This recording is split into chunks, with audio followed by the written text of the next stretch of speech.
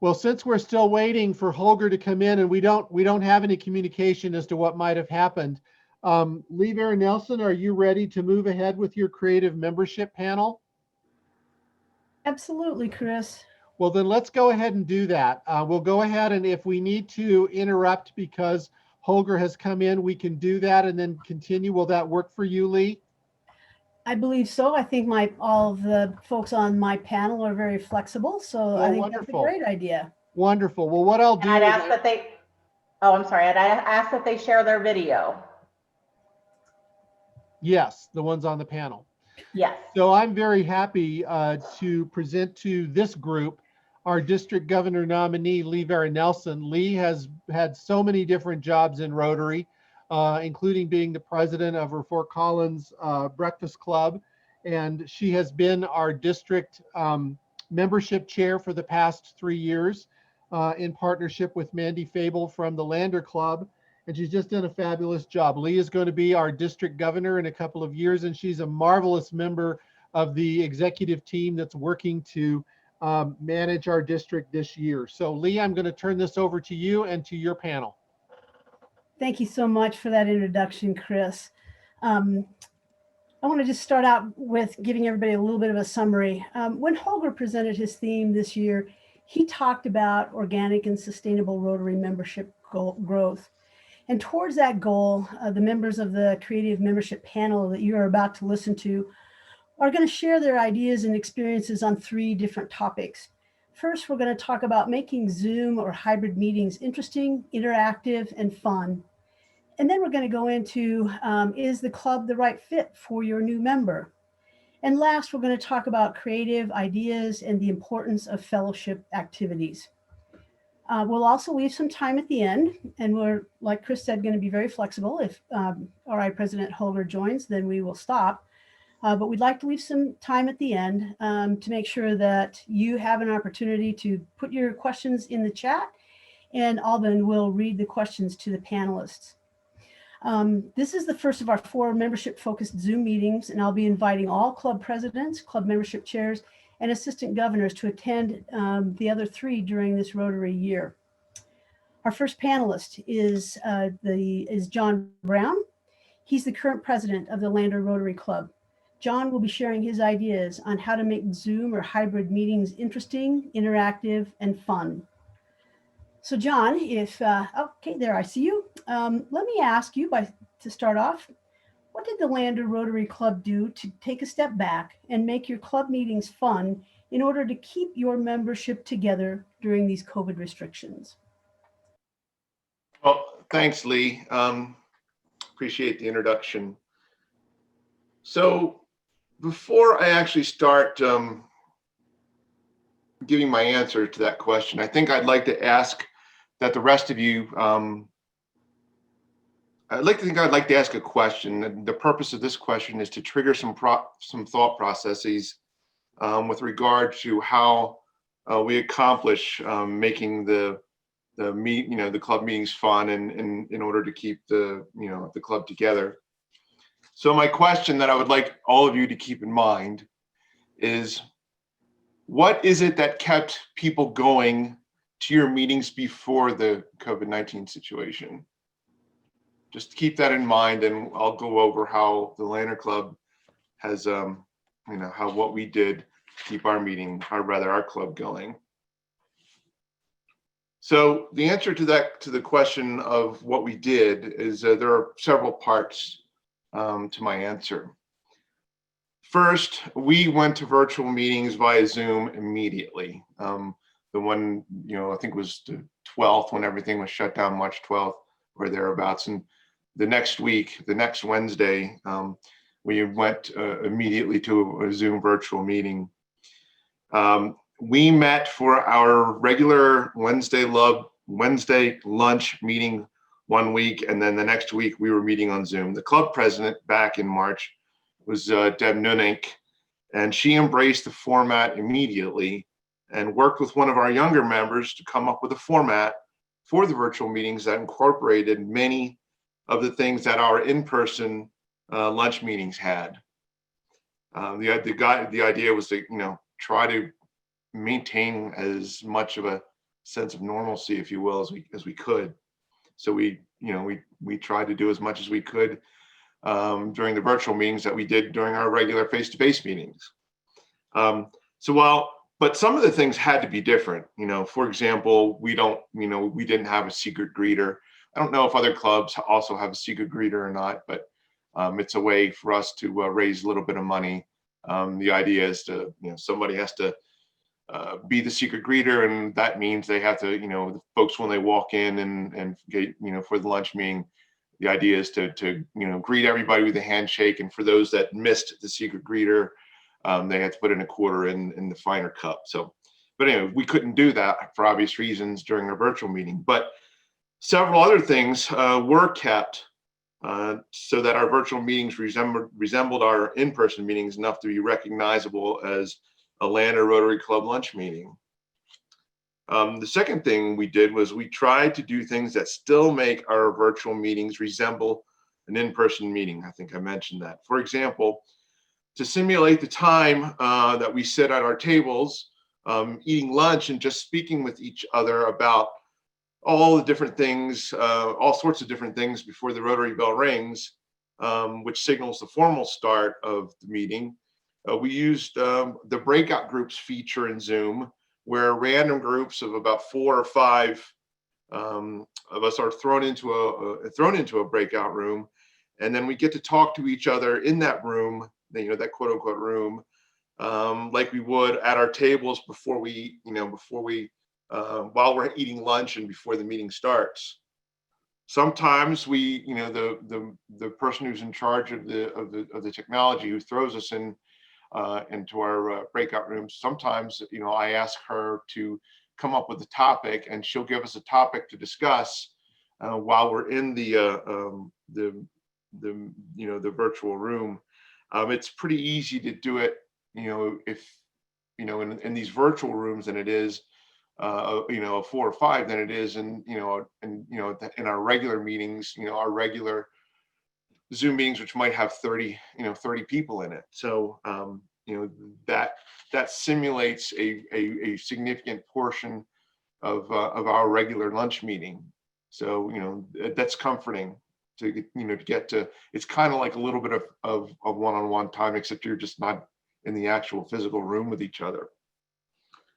Third thing, we still do all the other things like the pledge and the 4-way test. We also still do our fining. The finer usually sends the fining questions in to the Zoom hostess, and she puts the questions and answer into a quiz format, which is also easy to do in Zoom, and places the quiz, usually multiple choice, that we can all answer individually on the Zoom screen, and then gives us about a minute or two to complete.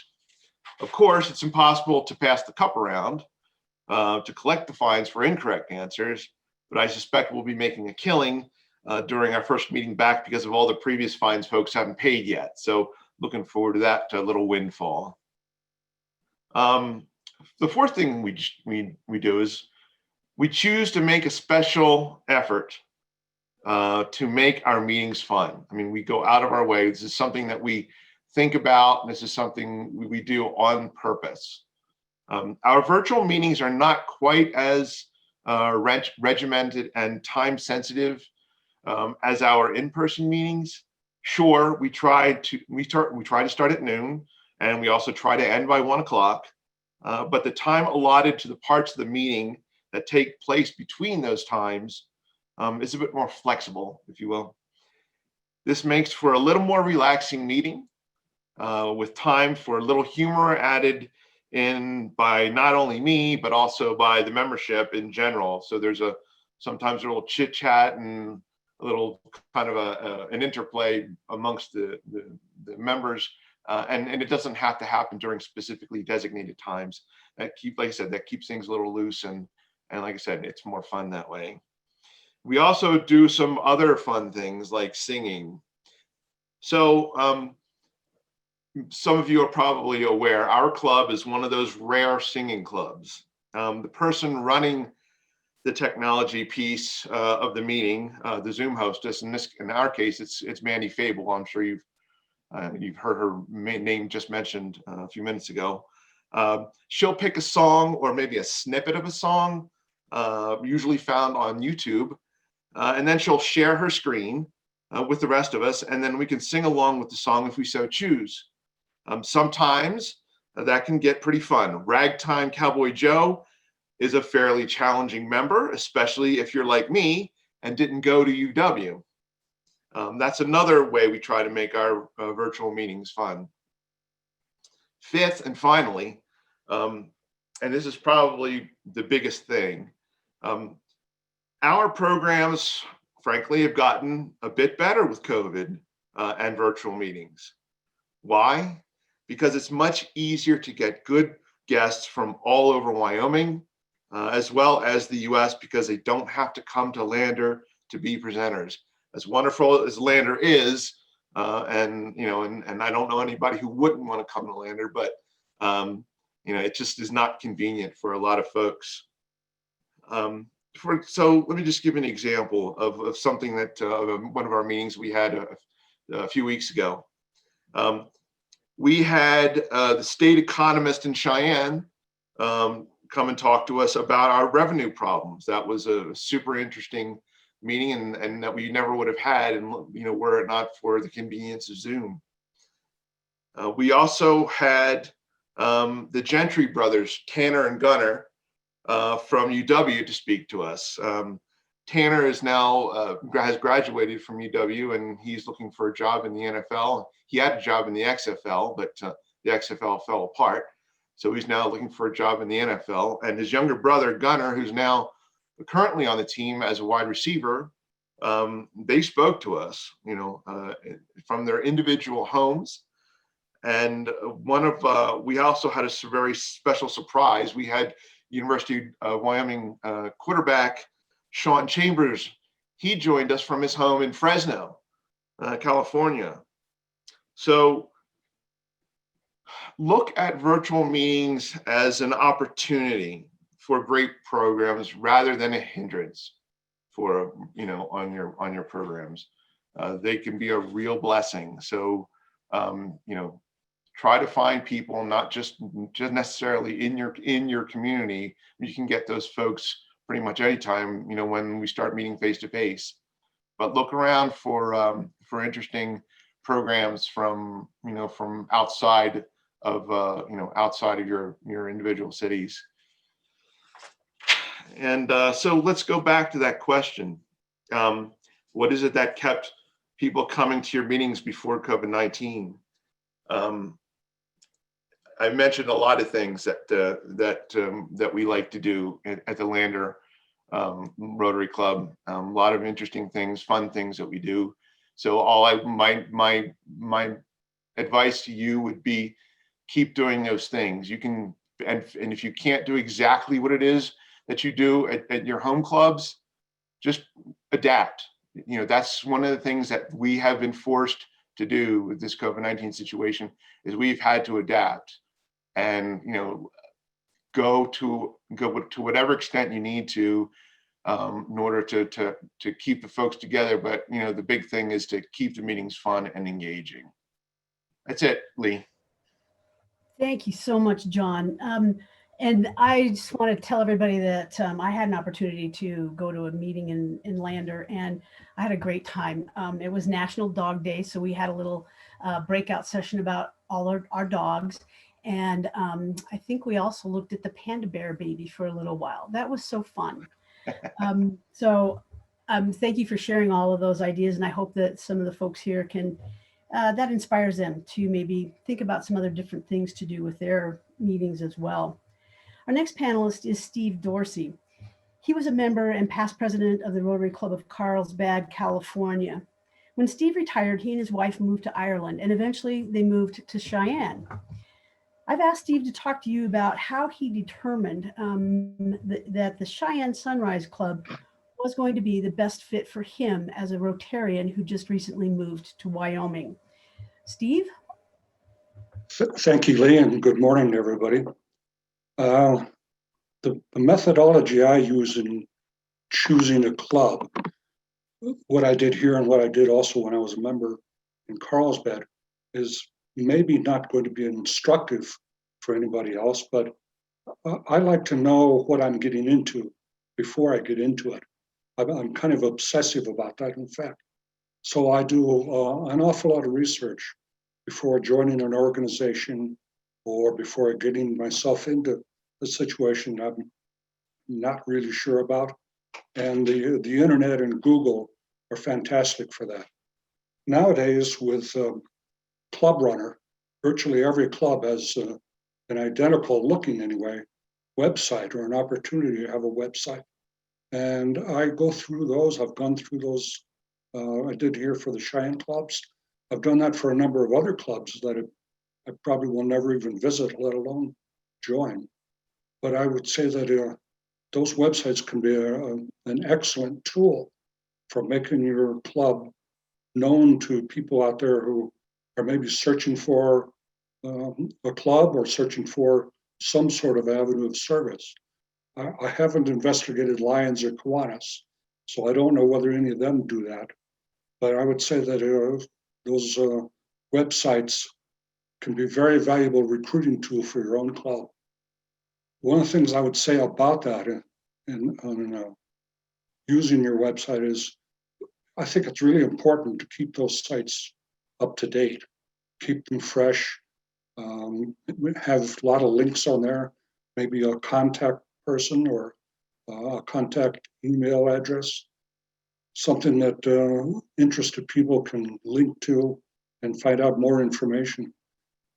As I go through these things, and I see a website where it's clear that the information is very out of date, maybe months or even years old, it just tells me that maybe I don't want to be associated here, that this is somebody that I can't take seriously. As I did the research here in Cheyenne, we have 3 clubs. And just like Goldilocks, I noticed one was a little too big. And as far as I was concerned, one was a little too small. And so Sunrise Club was just right fit for me.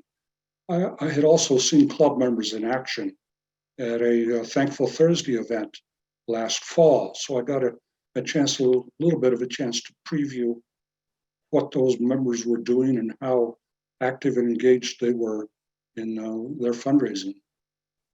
So that's been my approach. I'm not planning to go into where you find new members, because RI website has an awful lot of good information about how to do that. I've also visited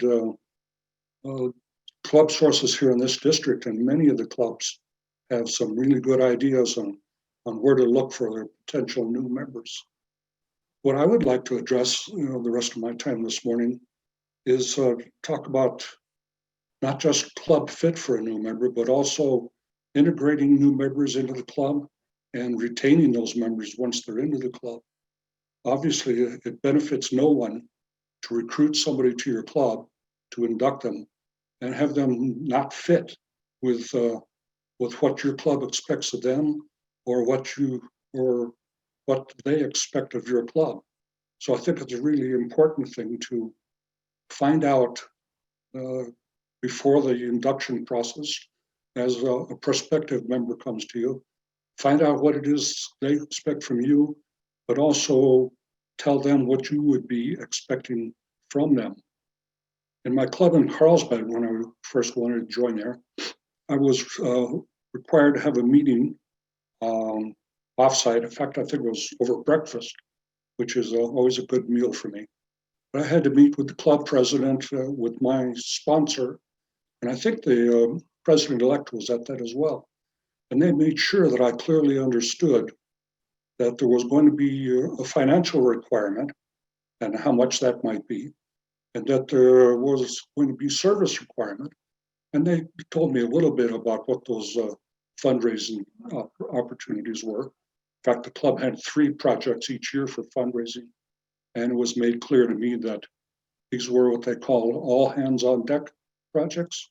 Everybody was expected to turn out and work in support of the fundraising endeavors.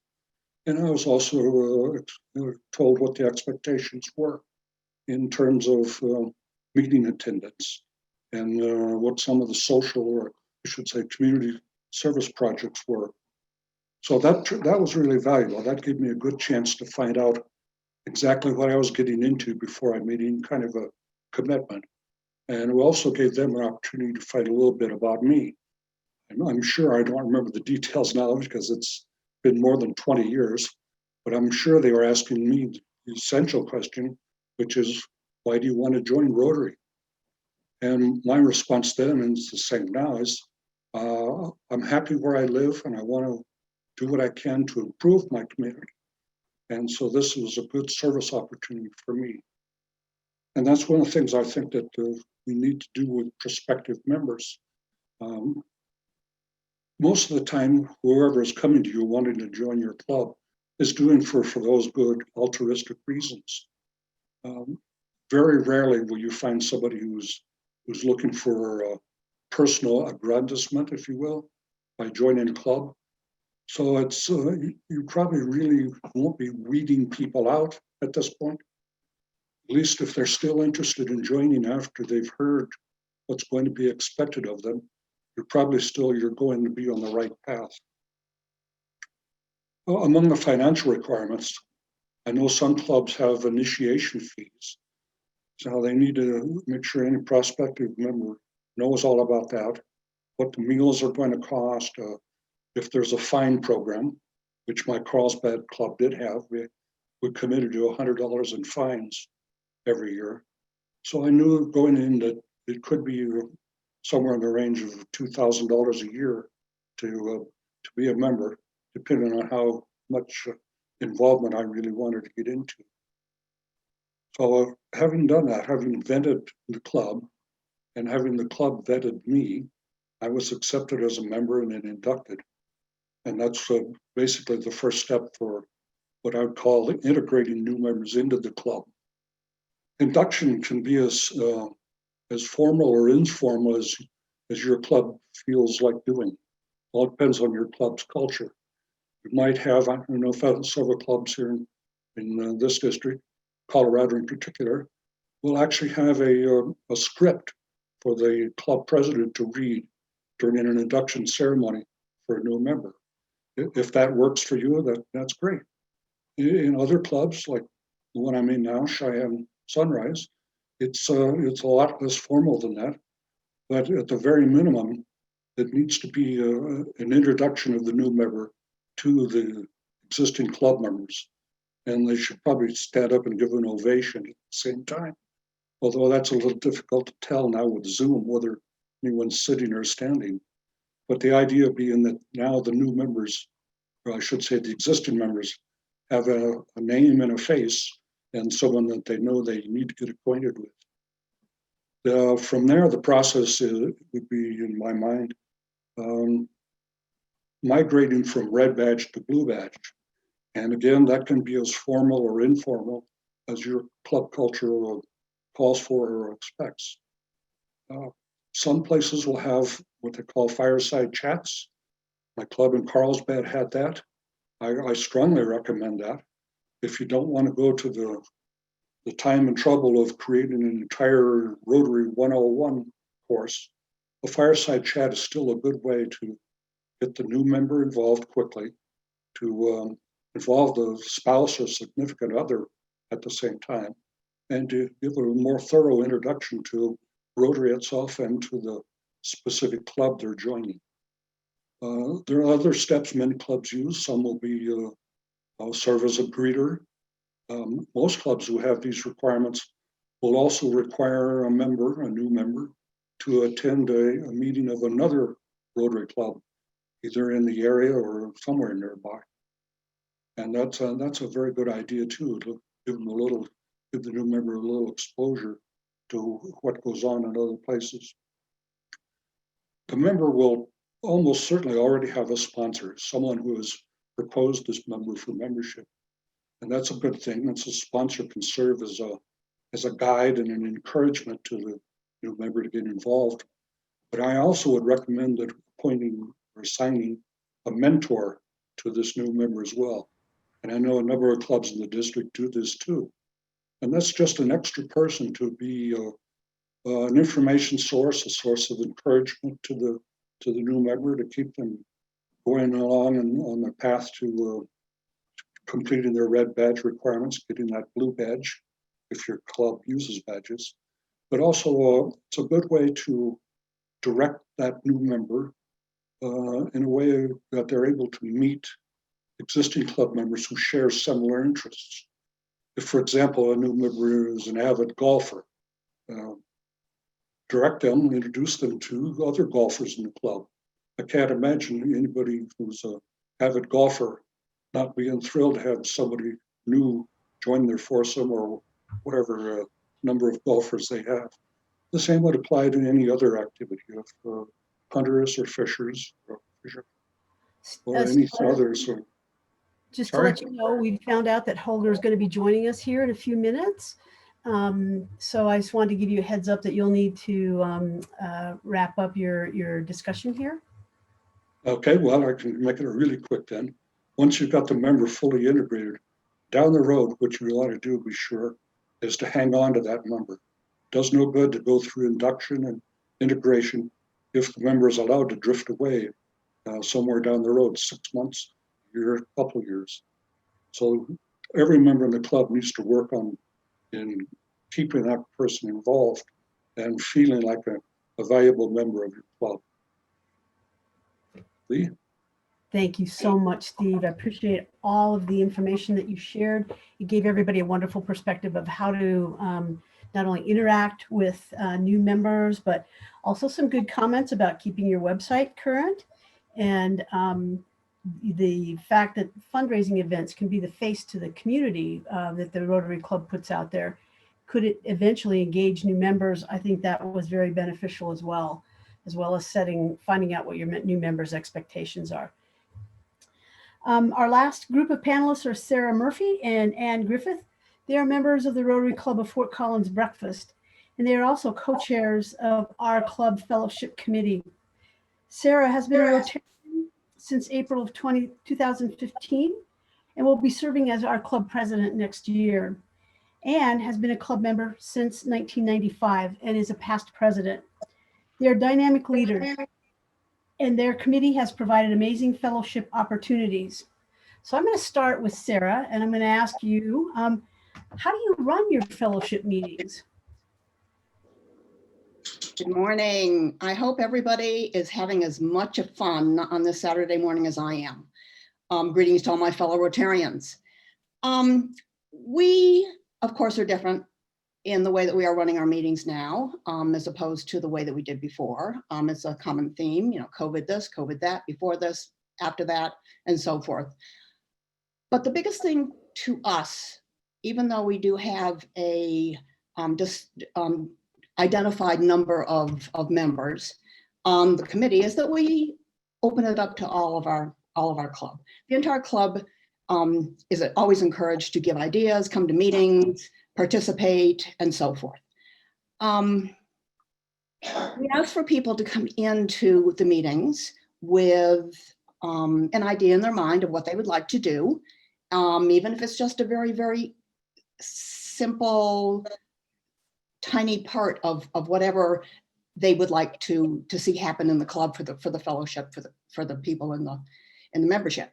The fun part about when that kind of a situation happens, when it's just a very small idea in somebody's head, is that we share and we work out the details, and the fun's always in the details, and it's something that gives all of us ownership in each of these wonderful, fun fellowship things that we do.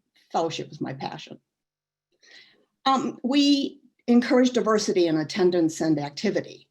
It would be a little boring if all we did was go to movies, or if we just had beer tastings, or if we just did any one particular thing. It's all over the place. We do encourage that if you bring up an idea and you have strong details about it, that you become that champion. If you're comfortable with it, it's wonderful. We've had some amazing before COVID fellowships. We very, very much so discourage micromanagement, because this is a big cooperative fellowship environment. We would like to keep it that way. People enjoy knowing that they are not, if I may say so, get stepped on when they come up with an idea. We meet about once a quarter and we fill out 6 months of the year. We'll say, okay, so it's December. What are we going to do in December? For example, this year, in the year of COVID, we have wreath making, a small group movie night, and travel photos online by members. And this comes from a variety of different people with a variety, obviously, of different ideas. If we find that for some reason we're short something, maybe in this day and age, we're having issues with something being open or it not being safe enough, we'll have an emergency meeting and we'll fill in the gaps. It's really as simple as that. The big thing, I guess, with planning is share, because the most amazing ideas come out of, oh, what about this? Oh, this doesn't sound like it's going to work, but maybe we could do it this way. So there you go. Thank you, Sarah.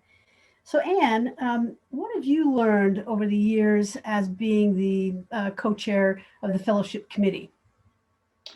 I guess the biggest thing I've learned is this year that everything has changed and gone upside down. So everything we've done in the past, we've had to just, like Hogar was saying, you're just trying to recreate. So it kind of takes a breath out of you for a while to think, okay, how do you come up with a fellowship activity via Zoom? So that was obviously very challenging. But what we did really discover is how important fellowship is. And I think that again goes back to what, to a lot of different subjects that were talked about today. I think one of the biggest things, particularly in our club, that we've seen with fellowship, it helps retention, it helps relationships, it helps us be better friends. Our club really likes each other. So the fellowship activities, we really saw how important they were, and we have tried to come up, we've come up with a few face-to-face, socially distant. We did a little pop-up thing, but the weather permitted us to have social distance. A little band that came in for free, we just gave them tips, but you could just see the synergy of people going, oh, I've missed you, I want to see you. So we're trying to come up with ideas that are small gatherings. We realize it's obviously weather dependent right now doing these kind of activities. We're trying for diversity. We're realizing that idea we might not come up won't fit everybody's wants or desires, but we'll put it out there. That the attendance doesn't dictate success or not. So if we get 10 people to come to an activity, that doesn't mean it's a failure. It means we got 10 people that got to see each other and enjoy each other. So I think that is kind of what I've learned in this new world of fellowship with COVID. Thank you, Anne. So I have a question for both of you now. What are your goals for your club's fellowship activities? Have fun. That's right. Have fun is the major. We want to make sure that everybody feels included. Inclusion is huge. It's huge. No matter what the activity is. I mean, even something that might not interest a person, you never know. They might come along and enjoy it. So we want everybody to feel comfortable and happy and welcomed. Annie? The other thing is the creative piece. We did one really creative piece where there was a little garden that let us go and pick flowers for an hour. The more creative, the better. And that's where you get, the brainstorming and more people. So that's always been our goal, is just to be creative, bring new ideas. There's not a bad idea. Just bring your idea and we'll give it a try. We need very much to be mindful of creating a safe environment for everyone. Not everybody's happy being in a small space with a lot of people without masks. There are some of us who are more weenie-ish than others, and I'm one of those. So it's fun to be able to give something, put something out there for everybody. And because some of our activities are hybrid. And the other thing that I think we've really learned, there are a lot of restrictions, particularly when you're doing a Rotary event, that you want to be able to make sure that you're complying with your county, the rules and regulations of that meeting. So that's a bit of a learning curve that we've learned as well. So Sometimes it's a good idea to poll your members prior to putting out an event, because if there's only interest, let's say we're going to do virtual painting with a twist. If there are only 2 people interested in that, it may not be worth the amount of time that it takes to put it together. And if I may, one more, I want to give kudos to Jackie's fundraiser share link. That's another good way to get ideas for just plain old fellowship. And fellowship and fundraising kind of go together hand in hand, because they're both a fellowship. They both have fellowship components to them. So that's a good one. Try those. Boom. Boom. And Sarah, thank you so much. I appreciate it. Your time today and your expertise. A couple of things that I thought were really worth repeating. That you stated encouraging diversity in fellowship ideas, and also giving ownership to the person who came up with the idea to follow that through and bring it to our club, and the flexibility and how important that is with the fellowship, as well as inclusion, being creative, and making it fun. So before we open it up for questions, I'd like to ask all the panelists to, if you could document this information that you've shared and give it to me. I will send it to Kelly and have her send it out, because I've received a lot of requests for this information to be documented.